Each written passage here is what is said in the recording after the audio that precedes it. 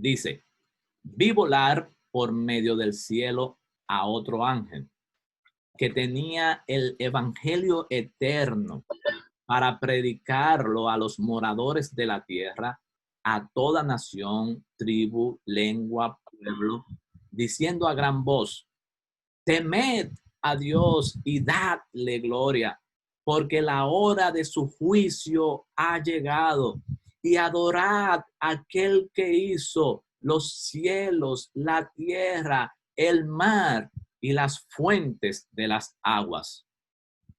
Otro ángel le siguió diciendo, ha caído la gran Babilonia, la ciudad de pecado, que ha hecho beber a todas las naciones del vino del furor de su fornicación. El tercer ángel los siguió diciendo a gran voz, si alguno adora a la bestia y a su imagen y recibe la marca en su frente o en su mano, él también beberá del vino de la ira de Dios, que ha sido vaciado puro en el cáliz de su ira. Y será atormentado con fuego y azufre delante de los santos ángeles y del Cordero. Y el humo de su tormento sube por los siglos de los siglos.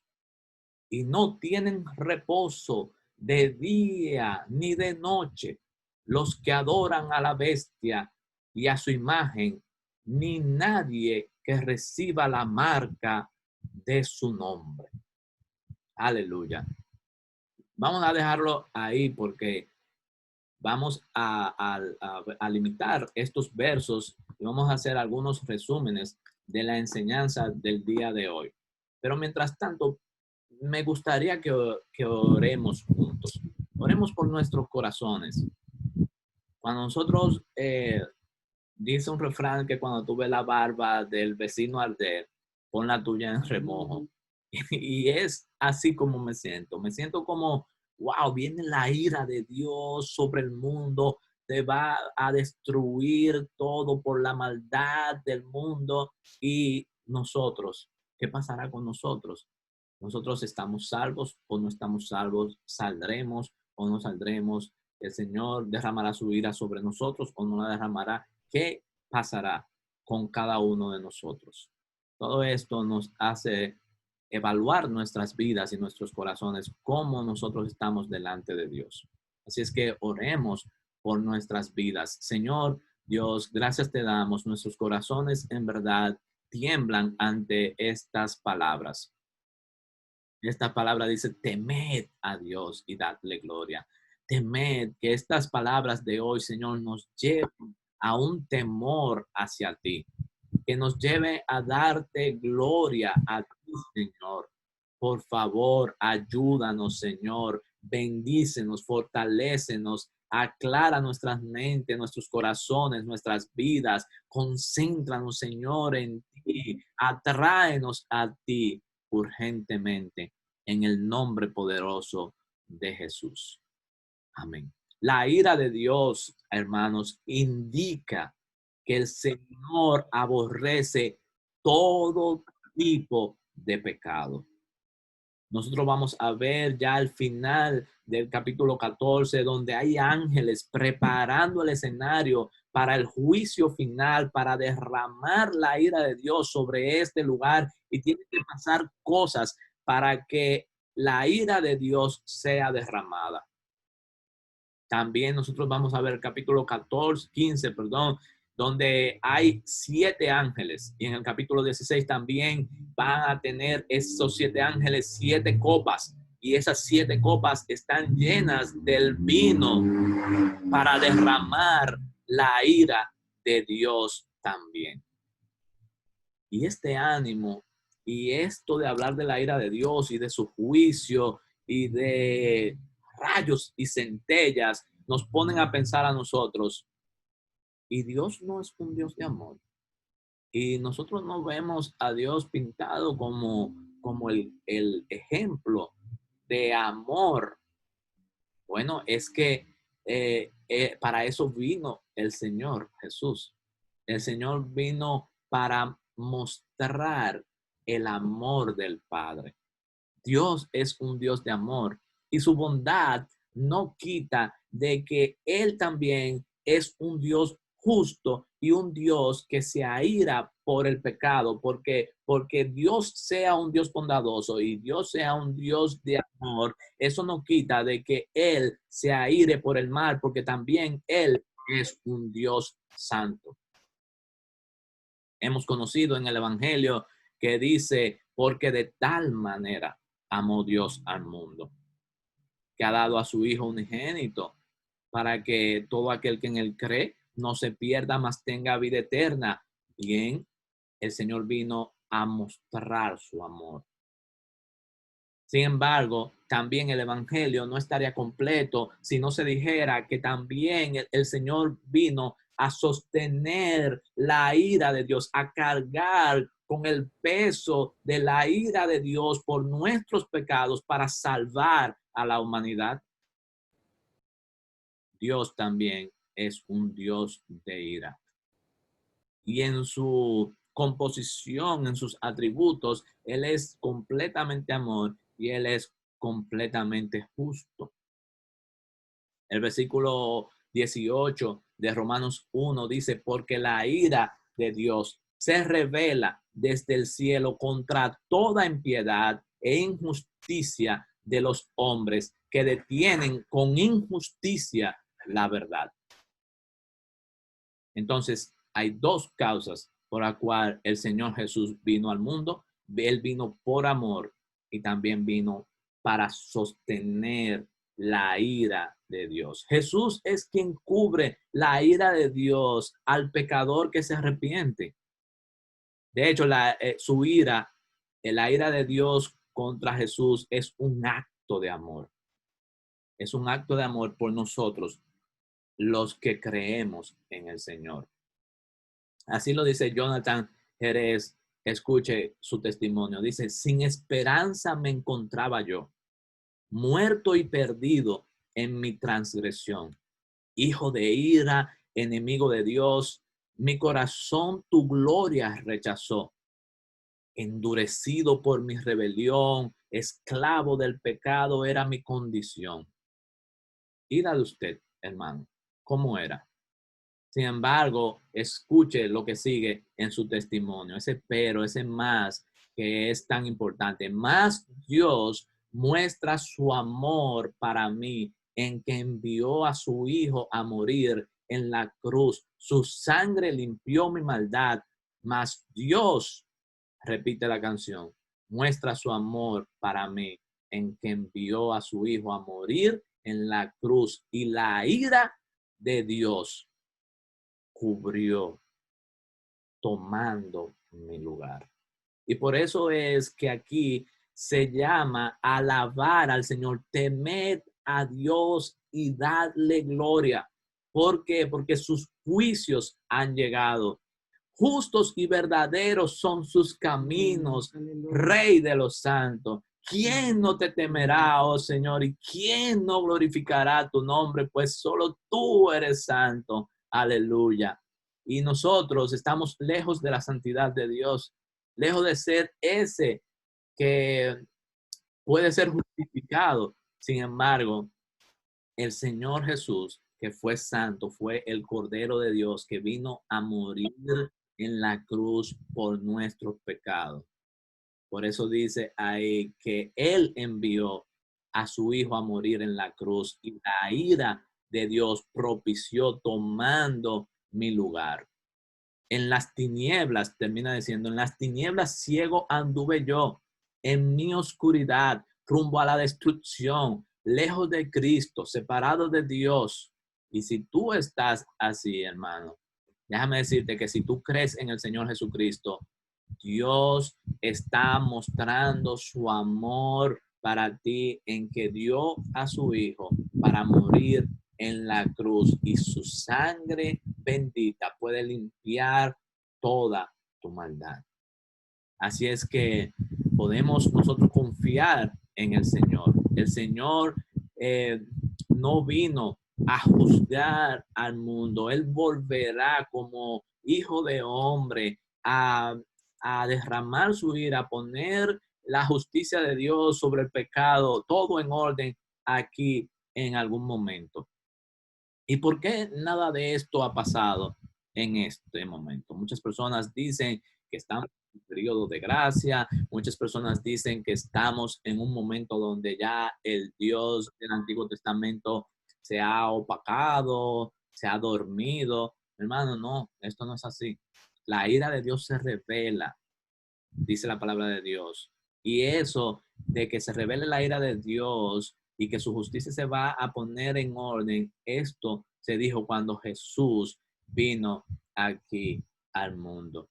Así es que, por favor, Señor, ayúdanos, Padre, a entender esto. Entendamos que, que nosotros no podemos por nosotros mismos alcanzar la justicia de Dios. Nosotros por nosotros mismos no podemos ser salvados. Nosotros por nosotros mismos no podemos, por más que nos esforcemos, y debemos de esforzarnos, por más que nos esforcemos, no podemos encontrar la paz con Dios. Nosotros necesitamos a Jesucristo. Y este es el evangelio metido aquí en este capítulo 14, desde el 6 en adelante. Dice la palabra del Señor que Él no ha venido, Él no ha derramado su juicio, Él no se ha irado, como tal vez lo hizo en algunos otros momentos. ¿Por qué? Porque también Él es paciente. Ya hemos visto varias cualidades del Señor, hemos visto su amor, hemos visto una cualidad moral que es su ira, pero también hemos visto otra cualidad moral del Señor, que Él es paciente. Y estas cualidades son buenas porque también Él nos la transmite a nosotros. Nosotros podemos airarnos contra el pecado, pero no contra el pecador. Nosotros debemos de odiar el pecado tanto como odia el Señor. Sin embargo, nosotros también tenemos que ser pacientes, pacientes para dar la palabra de Dios, corregir a las personas y esperar que el Señor haga un cambio en las personas, así como el Señor ha sido paciente con nosotros. El Señor no ha venido porque Él es paciente, esperando que muchas personas se conviertan a Él. Escucha lo que dice 2 de Pedro 3:9. Dice, el Señor no retarda su promesa, según algunos la tienen por tardanza, sino que es paciente para con nosotros, no requiriendo que ninguno perezca, sino que todos procedan al arrepentimiento. Pero ha llegado el tiempo. Así dice el capítulo 14 que nosotros estamos viendo. Y si usted quisiera interpretar este capítulo o cuando usted vuelva a leerlo, yo sé que hay muchas personas que están leyendo la Biblia y van a terminarla en este año. Cuando usted vaya por Apocalipsis, capítulo 14, del 6 en adelante, la manera fácil de usted ver el capítulo 14 completo tiene dos grandes verdades. Dice que apareció el Señor como el Redentor y después apareció el Señor como hijo del hombre. Y en una aparece como oveja y en la otra aparece como el Señor que va a juzgar a toda la tierra. Pero también nosotros pudiéramos dividir este libro de otra manera. Dice el versículo 7, temed a Dios porque el juicio, la hora del juicio ha llegado. Y también más adelante en el mismo capítulo 14, pero al final, en el versículo 15 y en el 16, dice que la hora de la siega ha llegado. O sea, han llegado 2 horas en este momento, el juicio y la siega. Y para mí están también ligados uno con el otro, pero vamos a saber ahora qué pasa en cada uno. Y para tú interpretar entonces desde el capítulo 14:6 en adelante, hasta el final, hasta el 15, hay 6 ángeles. Hay 6 ángeles que están preparando el juicio de Dios, lo que va a pasar en cada detalle de lo que el Señor tiene ya preparado para que suceda al final de los tiempos. Y esto es como sigue. El primer ángel está dando las buenas noticias. ¿Y qué es la buena noticia? Sino el evangelio del Señor. El evangelio del Señor habla de la justicia de Dios, de que Dios es un Dios justo y Dios va a bendecir a todo aquel que ande en justicia y sea justificado por Cristo Jesús. Pero también el juez justo va a castigar a todas las personas que son pecadoras. Por eso él está haciendo un llamado. Vengan naciones, arrepiéntanse, alaben al Señor, teman a Dios y adórenle. Pero el segundo ángel está relatando la caída de Babilonia. Y posiblemente nosotros veamos la semana que viene qué es Babilonia en algún detalle. Babilonia es la ciudad de pecado. Y en ese momento había una ciudad de pecado que influenciaba a otras ciudades a pecar también. Y de hecho, si no se sometían a ellos, los destruían. Y esto eran los romanos. Así es que la Babilonia de ese momento era Roma, la Babilonia de este momento, pudiéramos la semana que viene identificarla, pero pudiéramos decir que ciudades y filosofías que influyen en otros para que las personas caigan en pecado son los que nosotros hemos determinado como la Gran Babilonia. Y esa Babilonia es el mundo completamente diferente a lo que es el mundo cristiano. Si ustedes se pueden recordar, Babilonia es una ciudad y Sión es otra ciudad. ¿Y dónde estaban los redimidos? ¿En qué monte estaban los redimidos? En el monte de Sión. Estaban en Jerusalén.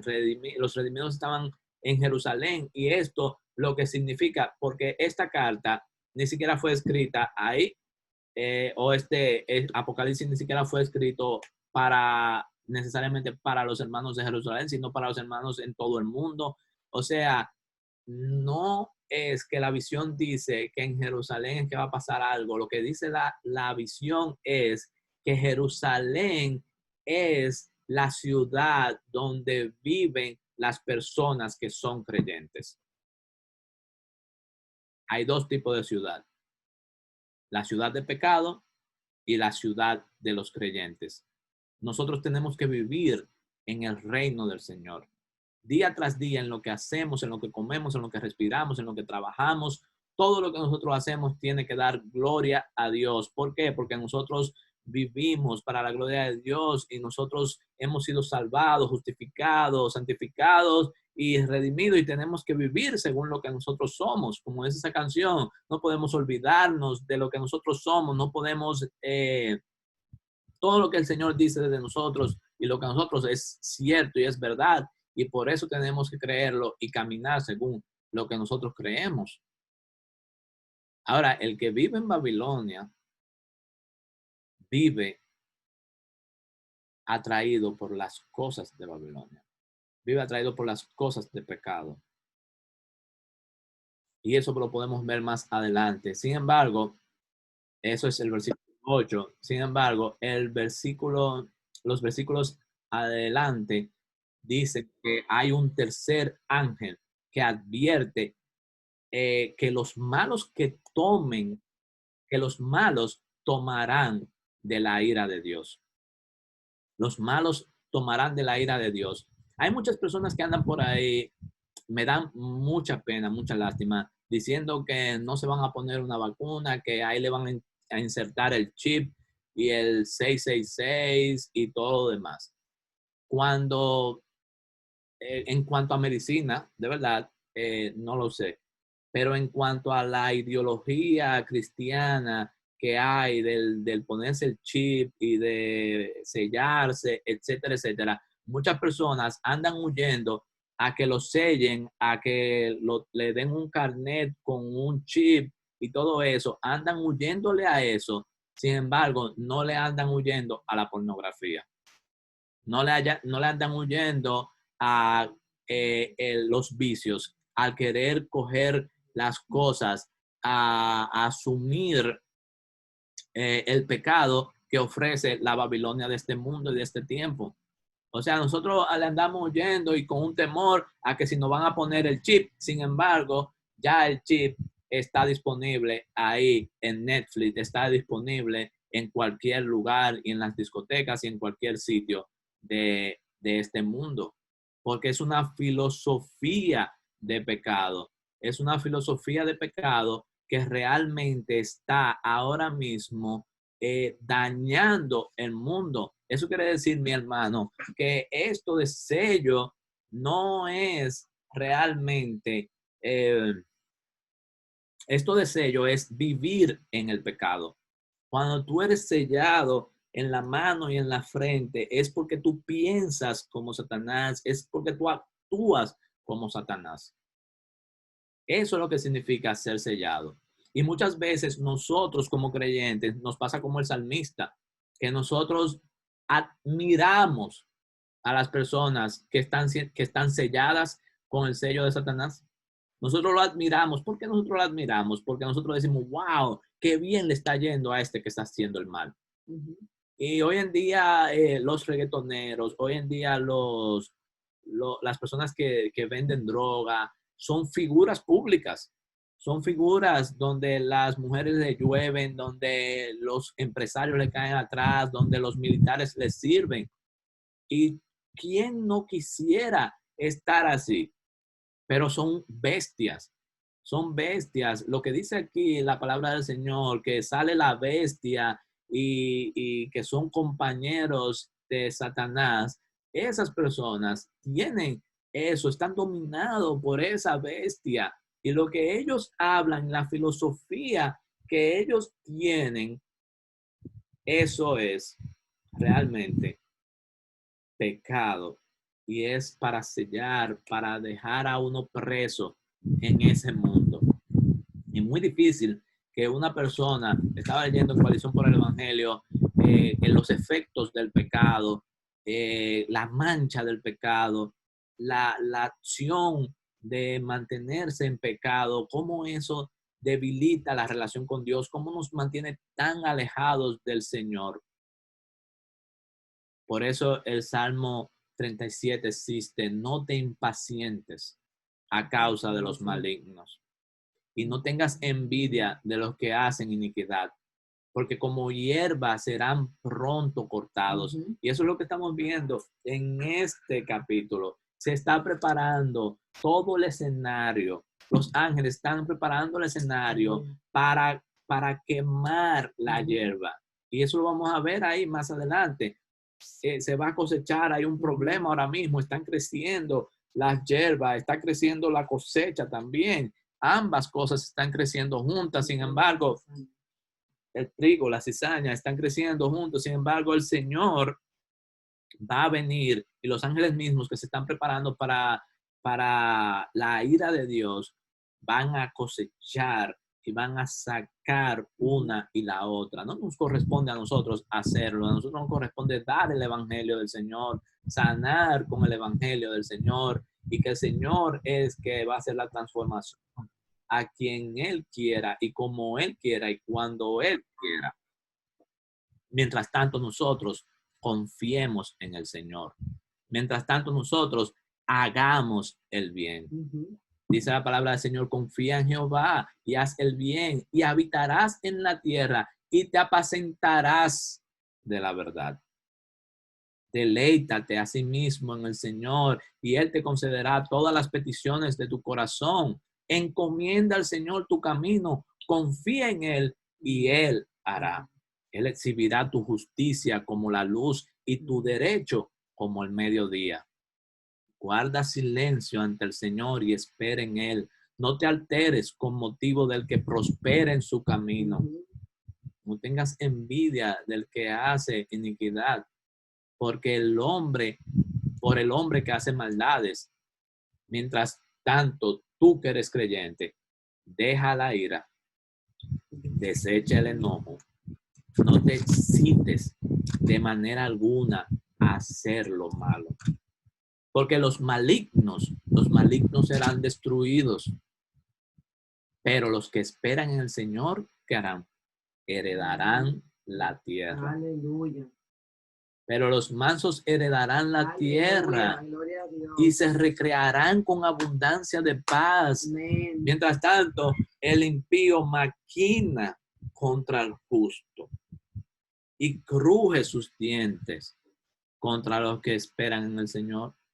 Sin embargo, el Señor se reirá de estas personas porque Él ve que su día viene. Aleluya. Y ese día es el día que viene.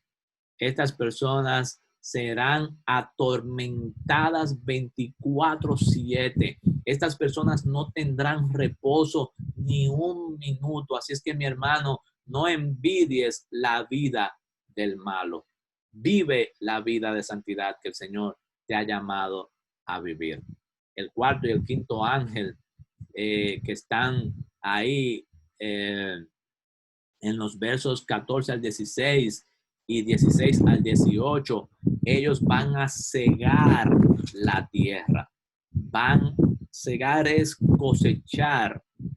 La hoz, que es como un instrumento, como con un signo como si fuera un signo de interrogación, pero algo bien afilado, es para cortar. Uno agarra un manojo y después corta. Es como un machete especial para cortar el trigo. La hoz ya está en las manos del ángel. La hoz está en las manos del Hijo del Hombre. ¿Por qué? Porque ahí va a haber una doble cosecha. ¿Cuál es la cosecha? En el capítulo 14, 16, dice que primero va a haber la cosecha de la reunión de la iglesia con Cristo. Aleluya. Esta es una cosecha positiva y es como nos van a desarraigar de aquí del mundo y vamos a estar con el Señor. Y la segunda es la reunión de todos los incrédulos. Y esto es una cosecha negativa. Y el Señor es el que está encargado de eso. En Mateo 13:30 dice, dejen que ambos crezcan juntos hasta la cosecha. Y al mismo tiempo de la cosecha, diré a los segadores, recojan primero la cizaña y átenla en manojos. ¿Para qué? Para quemarlas. Pero el trigo, recójanlo en mi granero. ¿Para qué? Para que el Señor esté disfrutando con el trigo eternamente. Así Aleluya. Es que el trigo y la cizaña van creciendo juntos, pero sin embargo, ahí vemos que el Señor se encargará en un momento ya destinado por Él de separar. Y el ángel dice que metió la hoz cosechando las uvas y poniéndola en un lagar. ¿Por qué cambia ahora de imagen? Porque la uva es algo agrio y desde el Antiguo Testamento se dice que la ira de Dios es como ese agrio que le da a uno en la boca cuando come una uva, y que el agrio, dice incluso un versículo bíblico que para mí es famoso, dice que la uva que se comieron los padres, la de entera le darán a los hijos. Así es que eso para mí es muy interesante, cómo se mete ahora al final del capítulo, que esto se convierte como en uva, una cosecha de uvas. El asunto es que este ángel llevó a un lagar todas esas uvas cosechadas y ahí vinieron a pisar las uvas. Y eso que salió de ahí, dice que salió como sangre que saltaba a 1 metro y pico, pero a kilómetros del lugar llegaba la sangre, o sea, llegaba el agrio de las uvas, la ira del Señor pisando esa cosecha mala. Entonces, esto que salió de ahí, que es vino, te van a echar ahora en 7 copas. Y ahí viene el capítulo 15. En el capítulo 15 se consume la ira del Señor. Hay 7 ángeles, y allí se va a echar ese vino que es representación de la ira de Dios. Y el Señor le va a dar permiso a esos ángeles en el capítulo 16 para derramar este vino sobre el mundo. Y es el final de la historia de la redención, es el final del evangelio que nosotros hemos predicado, que el Señor viene y viene a establecer su justicia. Dice ya el capítulo 15, saliendo del capítulo 14, que ha estado muy intenso, dice el versículo 2, dice, y a los que habían alcanzado la victoria, oigan bien, los redimidos, los que han perseverado en la fe, la perseveración de los santos, como nosotros hemos estudiado en algún momento, aquí está, dice, aquellos que habían alcanzado la victoria sobre la bestia, sobre su imagen, sobre su marca, sobre el número, dice que estaban en pie sobre el mar de vidrio con las arpas de Dios. Y cuando pasó todo esto, o mientras pasaba esto de la ira del Señor, porque puede pasar todo esto en un mismo día, mientras el Señor se airaba, mientras el Señor establecía su justicia, este grupo de personas se sentían en paz. Que es lo que a mí me conforta y es lo que a mí me gustaría sentir al plenitud en este tiempo.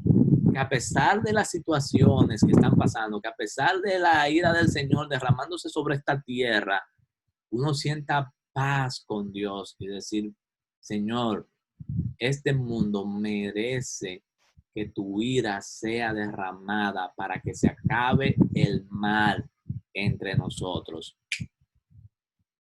Dice que cantaban el cántico de Moisés, que pasó a ser ahora el cántico del Cordero, porque el Señor usó a Moisés aquella vez, ¿se acuerdan? Para sacar a las personas de Egipto y llevarlo a la tierra prometida. Sin embargo, el Señor ahora nos está sacando, nos ha sacado a nosotros del mundo y nos está llevando hacia la gloria eterna. Nos ha sacado del pecado y nos está llevando una vida de santidad, de la oscuridad a su luz admirable. Y eso es digno de que se alabe, y eso es digno de que se dé gloria y honra. Por eso el versículo 3 del capítulo 15 dice, grandes y maravillosas son tus obras, Señor Dios Todopoderoso. Justos y verdaderos son tus caminos, Rey de los santos. ¿Quién no te temerá, oh Señor? Aleluya. ¿Quién no glorificará tu nombre? Pues solo tú eres santo, por lo cual todas las naciones vendrán y te adorarán, porque tus juicios se han manifestado. Aleluya. La manifestación de los juicios de Dios nos deben de llevar a nosotros a temer a Dios. Nos debe de llevar a nosotros a adorar al Señor. Nos debe de llevar a nosotros todo esto del coronavirus y toda esta maldad que hay en este tiempo. Nos debe de llevar a nosotros a buscar más de Dios, a clamar al Señor. Aleluya. ¿Por qué? Porque este es el sonar ya del final, de las trompetas finales. Suena la trompeta séptima, la que no sonó en los días anteriores. Ahora suena, paran, pam, pam, y se derraman las copas de la ira del Señor. Es un periodo de destrucción final, donde se va a derramar todo el furor del Señor contra el pecado que hay en este mundo, el pecado que nosotros hemos sido dañados por, el pecado que nosotros hemos hemos sido quebrantados por todo ese pecado, el Señor viene a juzgar al mundo, viene a derramar su juicio sobre el mal, sobre todas estas cosas con su ira santa. Pero vuelvo y repito, la ira del Señor no quiere decir que Él no sea un Dios amoroso, no quiere decir que Él sea un Dios bondadoso. Sí, Él es un Dios poderoso, Él es un Dios bondadoso.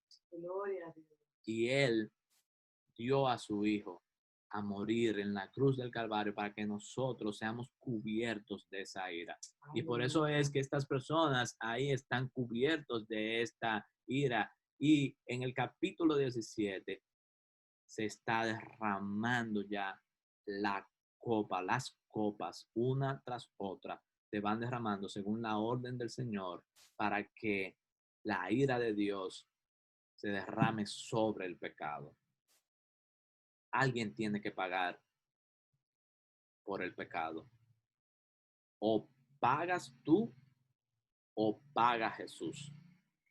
Pero alguien tiene que pagar. O paga el mundo o paga Jesús. Si Jesús pagó por tus pecados, mi hermano, en ese día tú serás salvado. Amén. Aleluya. Pero si tú no pusiste tu confianza en el Señor, de ningún modo, se derramará la ira de Dios sobre ti, sobre el mal, sobre todo. Y eso nos debe de llevar a nosotros a santidad y nos debe de llevar a nosotros a santificación y a buscar del Señor, a poner nuestra confianza en Él y a alabar al Señor y también predicar a los demás con urgencia. La urgencia de nosotros, como decíamos en los mensajes pasados, la urgencia de nosotros es que Cristo viene. La urgencia de nosotros es que esto va de mal en peor. La urgencia de nosotros es que las personas se van a perder. Y aunque tú mueras con ese mal dentro de ti, ay, y me la lucí y me morí. No. El Señor te va a resucitar y te va a castigar. O sea, Él no se va a perder de derramar su ira sobre ti y de hacer justicia sobre el pecado. Aleluya. Solamente Cristo Jesús nos puede salvar de esto. Esto nos declara ya a la altura del capítulo 17 que estamos en el día de salvación o en el día de juicio. Y de ahora en adelante será dividido así. Salvación y juicio. Salvación y juicio. Solamente hay dos destinos. Salvación y juicio. Y hoy es un día de reflexión. Nosotros debemos de escoger la salvación. Dice el versículo 11 del capítulo 17, dice, y a la altura de la quinta, o sea que ya a la altura de la quinta copa que hay ahí, nosotros podemos ver que las personas blasfemaron contra Dios. ¿Usted puede creerlo? ¿Usted puede creer esto?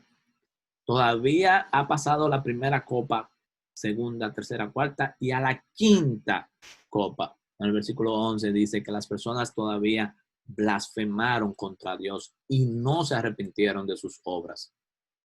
En el versículo 21 dice que volvió el Señor y derramó la sexta copa y derramó la séptima copa y los hombres, ¿qué hicieron? ¿Se arrepintieron?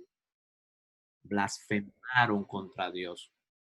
No se arrepintieron porque se sentían que el Señor los estaba lastimando y que era injusto lo que el Señor estaba haciendo. Sin embargo, era parte de su justicia. Por eso el cántico dice que justos y verdaderos son tus caminos. Adoremos al Señor porque justos son tus juicios. Y así pudiéramos ver los cánticos anteriores, cómo dicen cada uno y resaltan la justicia de Dios, de que bendice al que tiene que bendecir y de que Él se aira con el que tiene que airarse. Finalmente, el versículo 15 es el cherry, la parte donde adorna todo el bizcocho y nos deja un mensaje para nosotros final en el día de hoy. Dice, he aquí, yo vengo como ladrón. Bienaventurado el que vela y guarda sus ropas para que no ande desnudo y vean su vergüenza. Amados, esto nos debe de advertir a nosotros que el Señor viene pronto y viene como un ladrón. El ladrón no avisa cuando viene. Viene cuando nosotros estamos desprevenidos, que ninguno de nosotros estemos desprevenidos contra el pecado, que nosotros velemos y nos mantengamos firmes clamando al Señor. Ahora que terminamos clamas, hermanos, júntese con los hermanos de su sector, júntese con su familia y siga orando, siga velando, siga en sus devocionales personales, siga avanzando en la fe. Vamos ahora de nuevo para la iglesia, juntémonos a adorar al Señor. Guardemos nuestras vestiduras, no andemos desnudos, porque si no, verán nuestra vergüenza en ese día de juicio. Que Dios les bendiga y nos ayude a buscar más del Señor. Adoremos al Señor. Amén. Todos estos acontecimientos lo que nos dicen es que el Señor está cerca cada día más y que debemos de estar prestos, listos y preparados